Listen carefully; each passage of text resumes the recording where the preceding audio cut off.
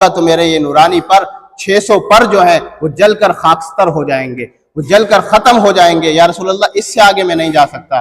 آپ صلی اللہ علیہ وسلم سدرۃ المنتہا پہ پہنچے، سدرۃ المنتہا سے آگے بڑھے تو آپ صریف الاقلام، جہاں پر قلموں کے چلنے کی آوازیں آتی ہیں، جو فرشتے تقدیر لکھنے پر مقرر ہیں وہاں پر وہ تقدیر لکھتے ہیں، آپ نے وہ آوازوں کو سنا۔ پھر آپ صلی اللہ علیہ وسلم عرش معلی پر تشریف لے گئے۔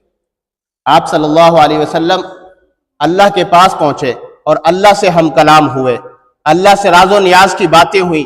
آپ صلی اللہ علیہ وسلم نے اللہ کا دیدار کیا۔ ثم دنا فتدلی، قرآن کہتا ہے پھر آپ صلی اللہ علیہ وسلم اتنا قریب ہوئے، ثم دنا فتدلی فکان قاب قوسین او ادنی، کہ 2 کمانوں کا فاصلہ رہ گیا۔ آپ صلی اللہ علیہ وسلم اور اللہ اتنے نزدیک ہو گئے، اتنے قریب پہنچے کہ 2 کمانوں کا فاصلہ رہ گیا۔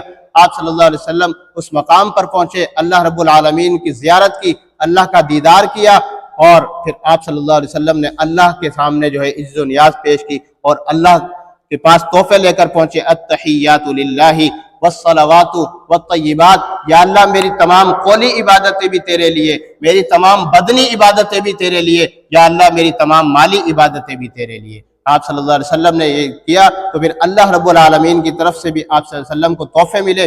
السلام علیکہ ایہا النبی، اے نبی آپ پر سلامتی ہو، ورحمت اللہ، اور آپ پر رحمت ہو، وبرکاتہ، اور آپ پر برکت بھی ہو۔ پھر آپ صلی اللہ علیہ وسلم نے اس موقع پر بھی اس امت کو فراموش نہیں کیا، اس امت کو نہیں بھولے، فرمایا یا اللہ صرف مجھ پر ہی نہیں، السلام علینا وعلی عباد اللہ الصالحین، یا اللہ میری امت کے نیک لوگوں پر بھی سلامتی ہو۔